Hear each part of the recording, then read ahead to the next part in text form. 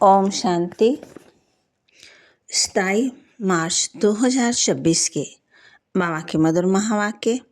बाबा कहते मीठे बच्चे, ज्ञान सागर बाप द्वारा तुम मास्टर ज्ञान सागर बने हो। तुम्हें ज्ञान का तीसरा नेत्र मिला है, इसलिए तुम हो त्रिनेत्री, त्रिकालदर्शी और त्रिलोकीनाथ। ज्ञान सागर बाप द्वारा तुम मास्टर ज्ञान सागर बने हो। तुम्हें ज्ञान का तीसरा नेत्र मिला है, इसलिए तुम हो त्रिनेत्री, त्रिकालदर्शी और त्रिलोकीनाथ। प्रश्न पूछा बाबा ने, विश्व की रूहानी सेवा तुम बच्चों के सिवाय कोई नहीं कर सकता, क्यों? विश्व की रूहानी सेवा तुम बच्चों के सिवाय कोई नहीं कर सकता, क्यों? क्योंकि तुम्हें ही सुप्रीम रूह शिव बाबा की शक्ति मिलती है। पहले तुम आत्मा को सुप्रीम रूह द्वारा ज्ञान का इंजेक्शन लगता है, जिससे तुम 5 विकारों पर स्वयं भी विजय प्राप्त करते और दूसरों को भी कराते हो। ऐसी सेवा और कोई कर न सके। कलब कलब तुम बच्चे ही ये रूहानी सेवा करते हो। ओम शांति। बाप की याद में बैठना है और कोई भी देहधारी की याद में नहीं बैठना है। नए नए जो आते हैं बाप को तो जानते ही नहीं, उनका नाम तो बड़ा सहज है, शिव बाबा। बाप को बच्चे नहीं जानते। कितना वंडर है। शिव बाबा ऊंच से ऊंच सर्व का सदगति दाता है, पतितों को पावन बनाने वाला, दुख हरता, सुख करता भी कहते हैं, परंतु वह कौन है ये कोई नहीं जानते सिवाय तुम बीके के। तुम हो उनके पोत्रे पोत्रियां, सो तो जरूर अपने बाप और उनकी रचना के आदि मध्यंत को जानेंगे। बाप द्वारा बच्चे ही सब कुछ जान जाते हैं। ये है ही पति दुनिया। सर्व कलयुगी पतितों को सतयुगी पावन कैसे बनाते हैं, सो तो बीके के सिवाय दुनिया में कोई नहीं जानते।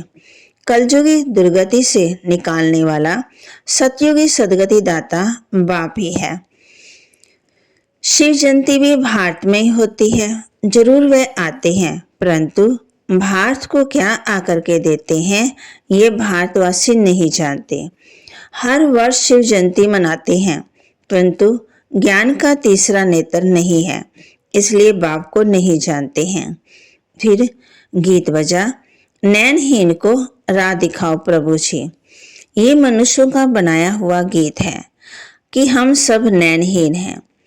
ये स्थूल नैन तो सबको है, परंतु अपने को नैनहीन क्यों कहते हैं? वे बाप बैठ समझाते हैं कि ज्ञान का तीसरा नेत्र कोई है ही नहीं। बाप को नहीं जानना ये हुआ अज्ञान। बाप को बाप द्वारा जानना, इसको कहा जाता है ज्ञान। बाप ज्ञान का तीसरा नेत्र देते हैं, जिससे तुम सारी रचना के आदि मध्यंत को जानते हो। ज्ञान सागर के बच्चे तुम मास्टर ज्ञान सागर बन जाते हो। तीसरा नेत्र माना ही त्रिनेत्री, त्रिकालदर्शी, त्रिलोकीनाथ बन जाते हो। भारतवासी ये नहीं जानते कि ये लक्ष्मी नारायण जो सत्यों के मालिक थे, इनको ये वर्षा कैसे मिला, वे कब आए, फिर कहाँ गए, फिर कैसे राज्य लिया, कुछ नहीं जानते हैं। ये देवताएं पावन हैं।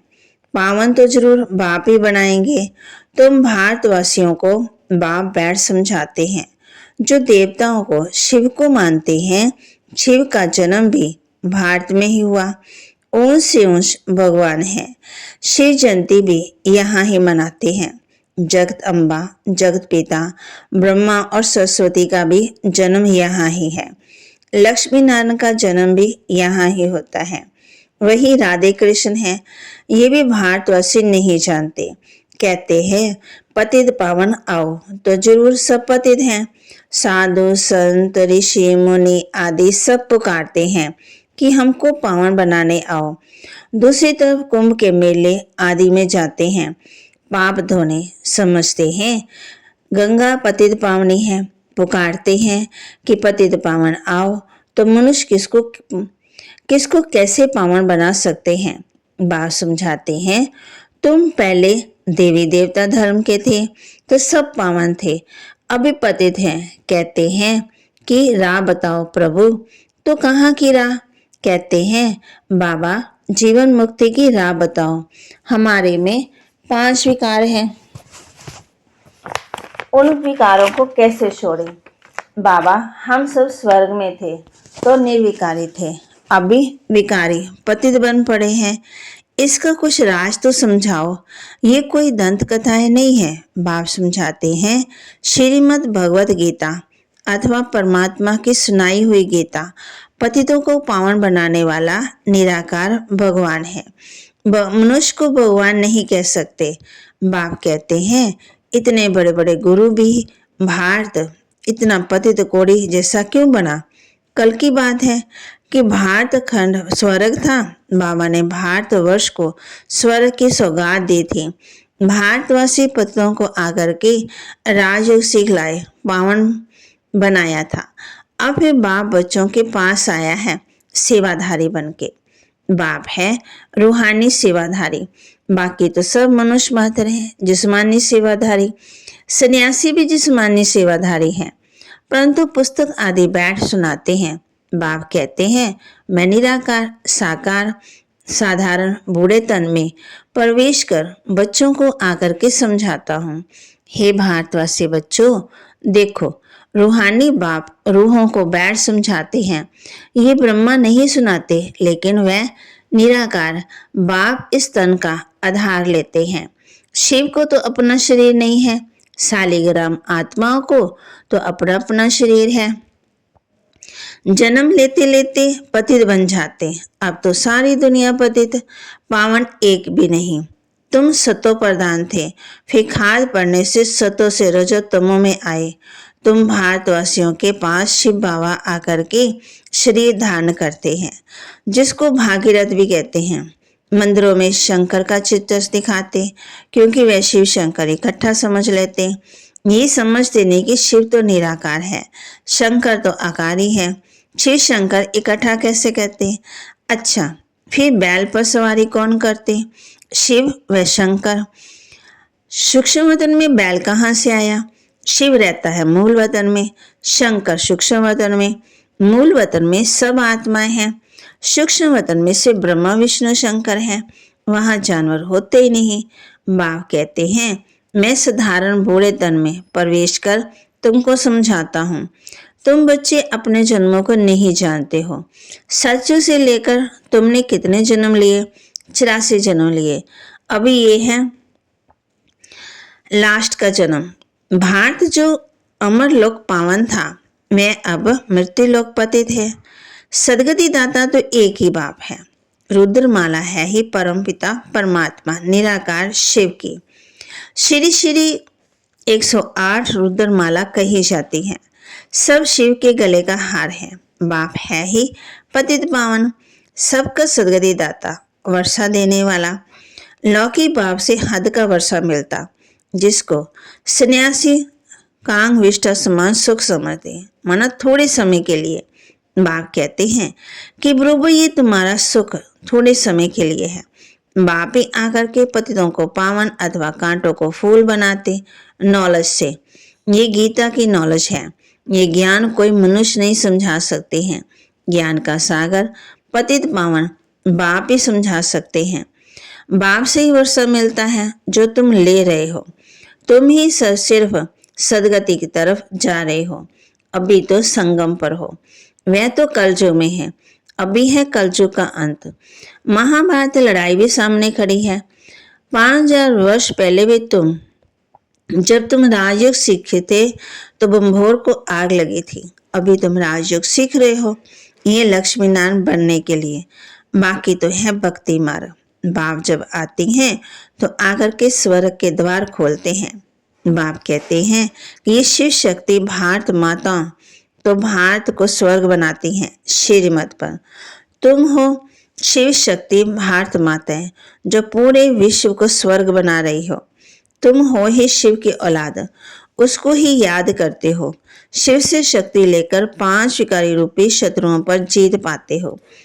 तुम बच्चों ने 5000 वर्ष पहले में भारत की रूहानी सेवा की थी।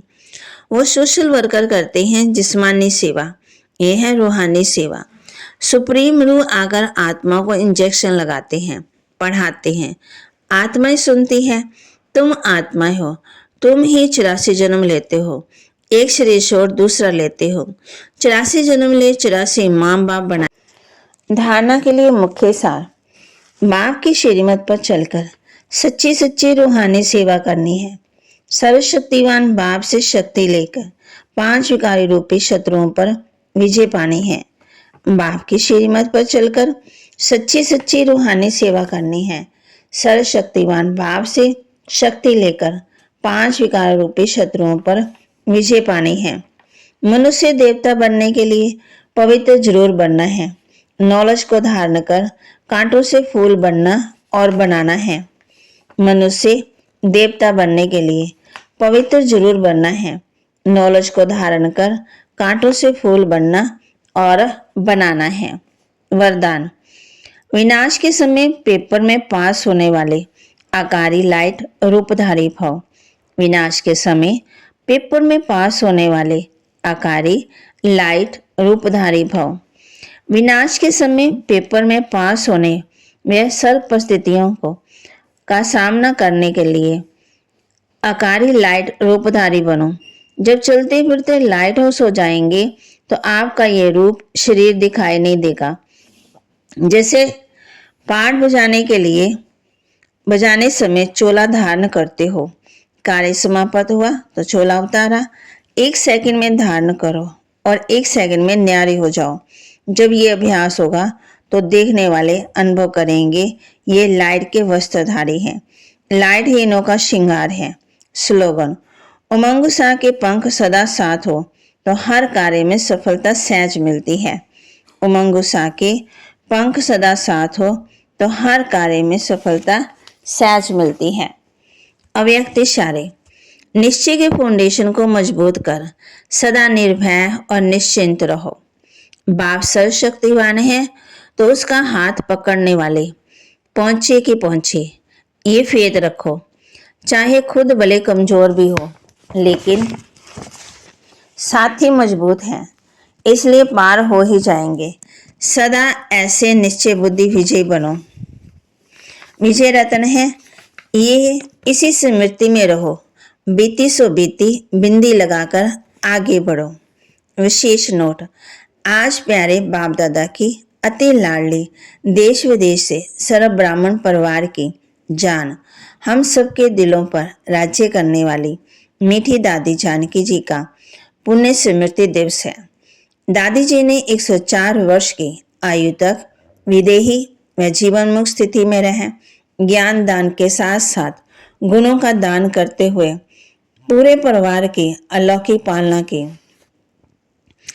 उनकी सार गणित अनेक ज्ञान के गुहे रसों से भरपूर क्लासेस सभी का मार्गदर्शन करती रही।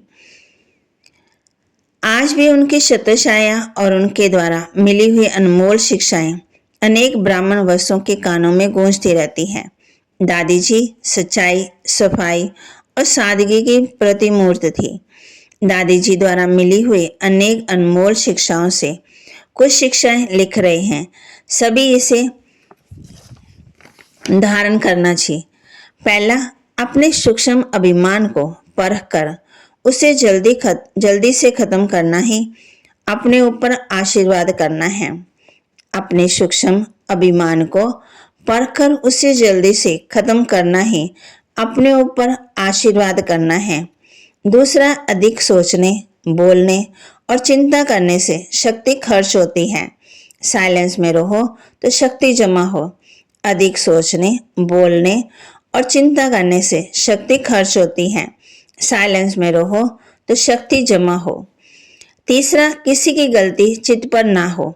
चित्त साफ रखो और चैन से रह सकेंगे। किसी की गलती चित्त पर ना हो, चित्त साफ रखो तो चैन से रह सकेंगे। चौथा, समझ से व्यर्थ व नेगेटिव को खत्म कर दो तो शांति प्रिय बन जाएंगे। समझ से व्यर्थ व नेगेटिव को खत्म कर दो तो शांति प्रिय बन जाएंगे। पांचवा, बाबा से प्राइज लेनी है तो नियमों पर चलो, थोड़ा भी कहाँ लगाव झुकाव ना हो। बाबा से प्राइज लेनी है तो नियमों पर चलो, थोड़ा भी कहाँ लगाव झुकाव ना हो। 6वां कर्म और संबंध का पता गुणों से चलता है। कर्म और संबंध का पता गुणों से चलता है, इसलिए कर्म में रूहानियत और संबंध में सच्चाई हो। इसलिए कर्म में रूहानियत और संबंध में सच्चाई हो। 7वां नम्रता और सत्यता को अपना साथी बना लो तो हर बात एक्यूरेट होगी। नम्रता और सत्यता को अपना साथी बना लो तो हर बात एक्यूरेट होगी। 8वां प्यार मांगने की बजाय सम्मान में रहो और सबको मान दो तो प्यार के पात्र बन जाएंगे।